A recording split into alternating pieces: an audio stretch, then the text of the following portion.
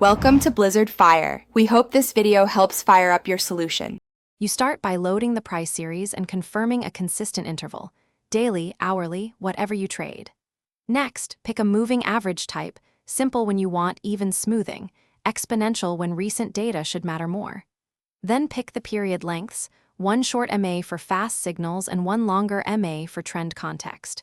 Once done, compute each MA across the dataset. Make sure you align dates, so MAs and prices match exactly before moving forward.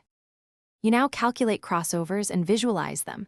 Plot the price with both moving averages and add markers for intersections. When the short MA crosses above the long MA, treat that as a bullish trend change because recent prices are pulling the average higher.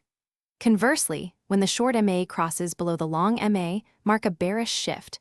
Momentum favors lower prices. Also measure slope. A rising long MA confirms trend strength, while a flat long MA suggests noise. Rather than you finalize the signal by confirming with secondary indicators, volume spikes, RSI divergence, or the long MA slope. These reduce false signals. Then define entries and exits, use stop loss near recent support or a percentage threshold, and size positions to risk limits. If the system generates too many whipsaws, increase the MA period or require a minimum gap, 1% or more, between MAs before acting. If things still look noisy, revisit data, sampling, and remove outliers to stabilize.